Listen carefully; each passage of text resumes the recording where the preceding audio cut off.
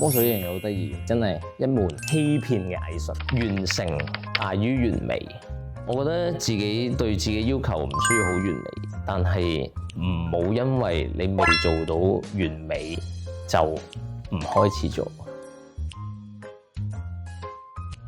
Hello， 大家好，我係從業咗魔術行業10幾年嘅一個澳門魔術師，我叫 Billy Kong。我由高中、中學嗰陣時間咧，我就開始學魔術㗎啦，然後就做到而家啦。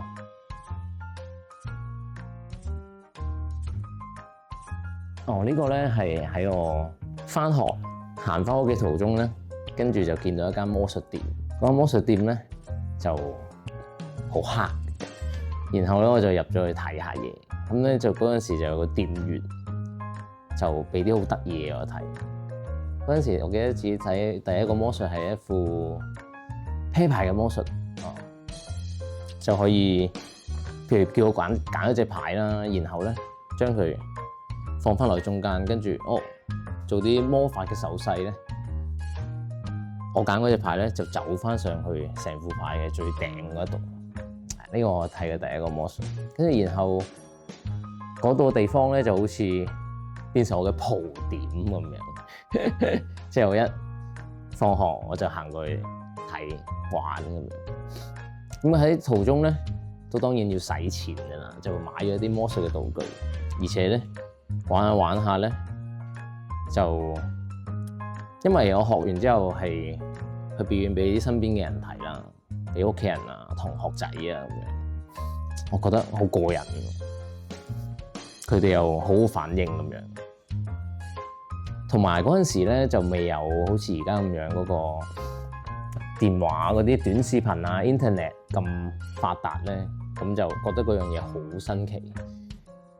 然後咧學下咧就參加咗一啲魔術班，就學咗啲魔術，繼續好似進修咁樣啦。但係都係興趣班啫嗰陣時。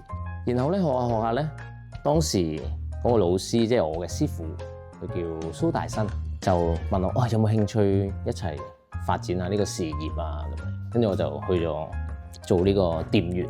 之前我入去睇個店員表演魔術，跟住 sell 我，咁我就做咗呢件事，我就成為咗個店員。然後就開始除咗表演俾啲客人睇啊，即係喺個店裏面嗰啲客人睇之後咧，就開始出去同街外嘅人表演。第一次表演可能我去街頭做宣傳，為鋪頭做宣傳嗰陣時做表演嘅。跟住之後就接觸咗一啲，譬如去餐廳啊、一啲團體啊嘅一啲慈善表演啊咁樣，跟住就開始咗呢個魔術之路。同埋點解魔術令到我有興趣咧？就因為魔術呢樣嘢好得意，其實係真係一門欺騙嘅藝術。可能魔術師係表演魔術嘅期間講嘅所有嘅説話都唔係真，只係令到你去投入呢一個表演裏面。即係譬如話孖哩空咁樣，當然係唔會真係有嗰個魔力，但係喺你睇嗰一瞬間嗰個過程嗰個能力咧係真係喺度，你會感受得到。然後觀眾睇完魔術之後帶俾我嘅感覺啊，嗰個成就嘅感覺，同埋你見到佢哋好開心咁樣笑，同埋好 surprise 咧，就係我對呢一樣嘢嘅感興趣嘅點。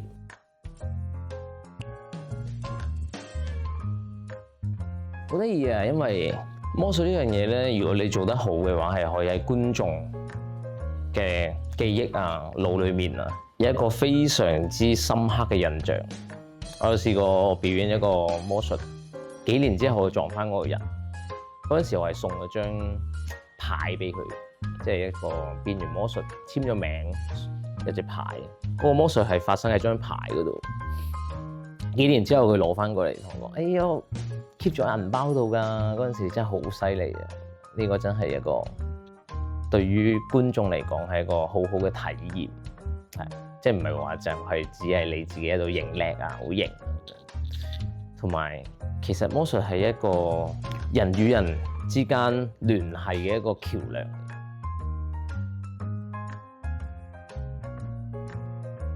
我喺高中嘅時間已經開始變魔術㗎啦嘛。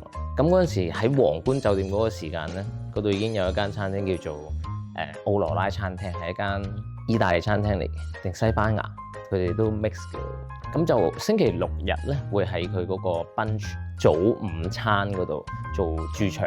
咁嗰陣時咧，餐廳當然係有小朋友啊，有大人啊咁樣。最深刻嘅係我同啲小朋友表演，跟住啲小朋友有啲覺得好驚訝咁樣，但係佢都突然間講咗一句：你梗係做到啦，因為你係魔術師嚟㗎嘛，你一定變到嘅。我覺得非常之搞笑，因為你做咗啲好神奇，你都得㗎啦，一定，因為你係魔術師嚟㗎嘛。我令到我覺得好深刻呢個。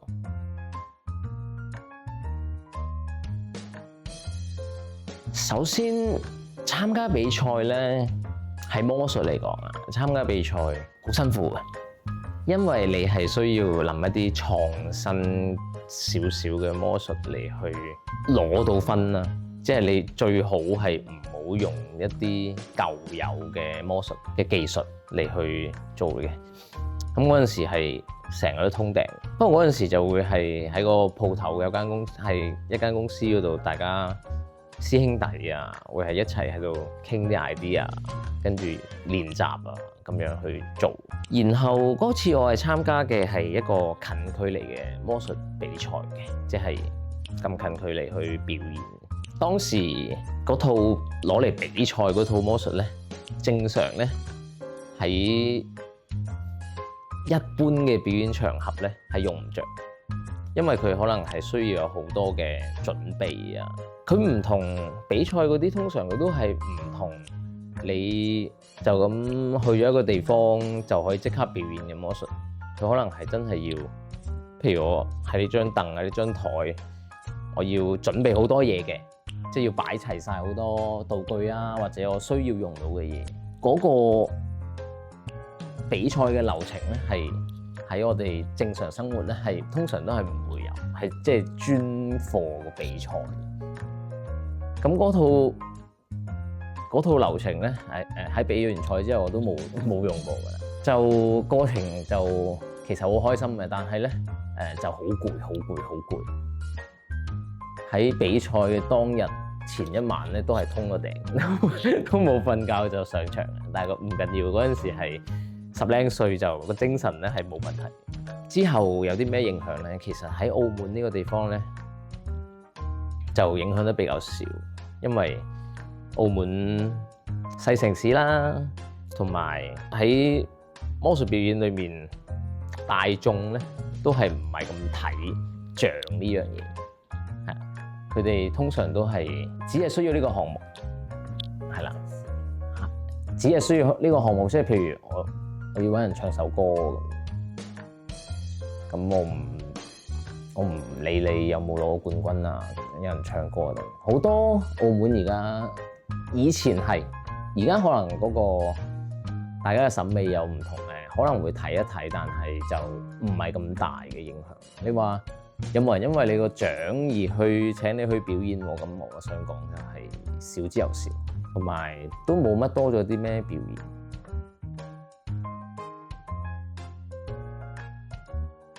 我自己就去過三亞啦、香港、深圳、廣州呢幾個地方嘅。最反應熱烈，我自己反而係覺得係喺香港嗰陣時，因為其實港澳地區可能同內地咧會大家嗰個睇嘢啊文化會有啲唔一樣，佢哋可能會比較知道魔術應該係點嘅樣。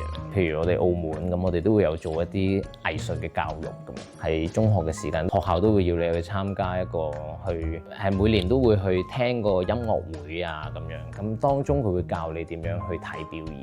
咁可能喺內地嘅城市可能會少啲呢一啲啦。以前啊，而家就應該會好少少，係啊。咁可能大家對睇魔術呢樣嘢嗰個睇法係唔一樣，可能喺內地，我唔知係因為以前係有啲人攞魔術嚟呃人啊，攞嚟揾錢啊，即係呃錢嗰種，所以大家都會有個警戒心會高少少，或者係可能佢哋嘅心裏面就只係會，我要拆穿佢，一定有啲問題嘅咁樣。呢一個心態對於睇魔術嚟講係一個唔係咁好嘅一個影響嚟嘅。我唔知係因為魔術太真實啦，係因為佢真係喺你眼前現場做到，所以佢哋就好比較會抗拒呢一種俾人哋好似係一個欺騙嘅感覺，佢哋冇咁 enjoy 嗰種呢個魔術營造嘅一個氛圍，所以可能佢哋嘅反應會冇咁大。咁但係喺香港嘅話咧，就會大家會睇呢個表演會比較，你當佢哋嗰個文化比較成熟啦，睇表演嘅就會俾嗰個反應會好好多，因為佢可能大部分人都會投入去睇呢件事，唔係齋去要拆穿佢啊咁樣。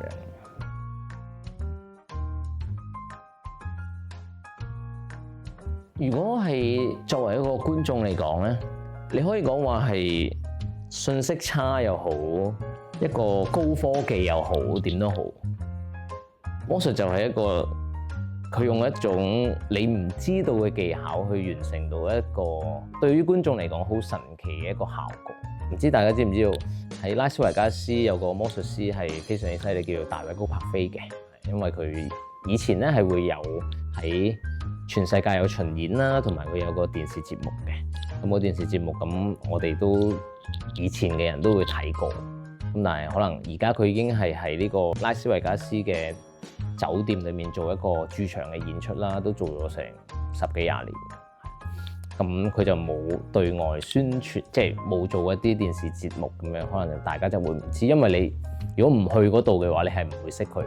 譬如好似佢咁樣，佢會有一啲以前穿越呢個萬里長城嘅。點樣穿越咧？就係譬如嗰條萬里長城喺呢度，咁佢個人喺呢一度，佢就會揾啲嘢遮住，就穿咗過嚟第二邊嘅。咁你知萬里長城對於我哋中國嚟講係有幾重要嘅一樣嘢，係我哋以前嘅邊防嘅一個防衛嘅一個設施啊。咁但係竟然可以將佢穿越喎。同埋喺佢專場嘅演出，你會睇到佢成個人飛咗起身。我哋可能知道拍電影嗰陣時係會用啲所謂嘅威亞，有條鋼威亞吊住個人。但係你如果喺現場睇嘅話，你係會見到，譬如佢飛咗起身，佢可以用個圈，佢可以穿過個圈嘅。咁穿過個圈係咩意思？即係代表係冇任何嘢吊住喺個身，或者佢係可以飛入去一個透明嘅盒裏面，一個好大嘅透明嘅箱，跟住吸埋個蓋咁，佢都照飛緊。你已經探討唔到佢個秘密嘅，因為嗰個程度就因為人哋已經有好多年嘅研發經驗啊，就可以帶到一種咁神奇嘅效果喺你面前。你話作為一個觀眾，如果你唔想學魔術嘅，淨係想欣賞嘅，咁就最好咧，唔好睇咁多嗰啲魔術嘅揭密，因為而家咧啲片啊，網上面有好多呢啲咁嘅揭密嘅視頻啦。因為魔術其實有一大部分嘅最重要嘅點係會係嗰個秘密嗰度嘅。咁咧，如果你知道咗個秘密之後咧，你就可能會對嗰個魔術嘅睇法係唔一樣。你會我知道佢咁樣，原來係咁嘅啫嘛。咁但係如果你回想一下，你一開頭睇到呢個魔術嗰陣時，你覺得好神奇。點解會咁樣做到㗎？但係你一知道咗個秘密，你感覺到嗰種神奇嘅感覺咧，就已經冇晒㗎啦。咁所以你知道咗個秘密，其實係將你神奇嘅感覺同埋開心同埋嗰個驚訝咧，係抹殺咗嘅。因為通常魔術師要保守秘密嘅話咧，知唔知為咗邊個？係係因為就係要帶俾你哋觀眾一個咁開心、一個咁驚訝嘅一個感覺，佢先至要保守呢個秘密嘅。因為我哋知道觀眾如果知道咗個秘密之後，你就永遠都唔會有呢個感覺，係永遠。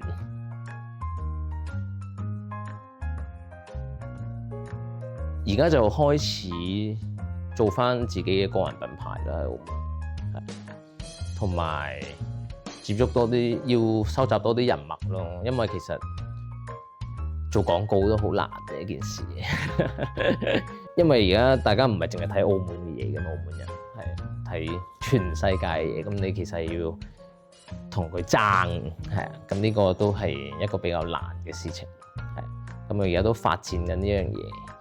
咁你話我再有啲咩目標咧？咁可能就喺本地嗰度繼續進行呢個魔術嘅事業啦，同埋可能睇可唔可以做到啲小劇場嘅表演，因為大家都可能知道，其實澳門嗰啲大劇場啊，嗰啲都係為做而做，係都係想將自己創作俾人睇，但係你話要攞嚟做收入咧，咁就比較難㗎啦。呢個同埋可能想做自己嘅個人 show 咯，就會即係可能個零鐘嘅，但係而家嘅功力都仲未夠，我自己覺得，同埋好多掣肘啦，因為你嘅澳門就政策啦，同埋就係場地租比較貴，其實好難圍到皮嘅呢件事裏面。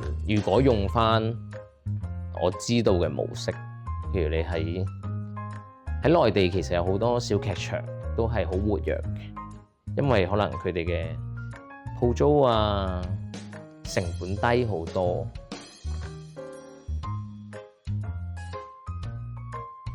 完成大於完美，我覺得自己對自己要求唔需要好完美，但係唔好因為你未做到完美就唔開始做，做到少少都做咗先，最緊要有做。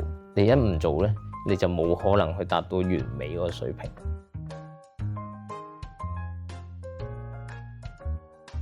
魔術師咧係點樣揾錢？但我想講咧，魔術師咧通常都唔使揾錢。喺魔術嘅世界裏，會有啲咩咧？好似呢樣嘢咁，一啲 coupon。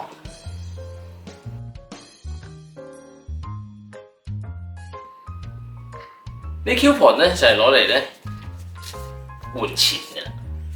嗱，你而家見到咧幾張 coupon 喺度。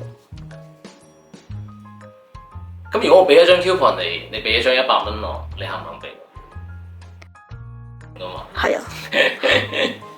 不過咧，如果你唔肯嘅話，有可能就會蝕底。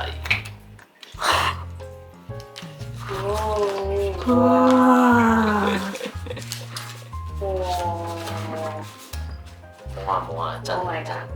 哇！真嘅喎，你冇話係真嘅喎。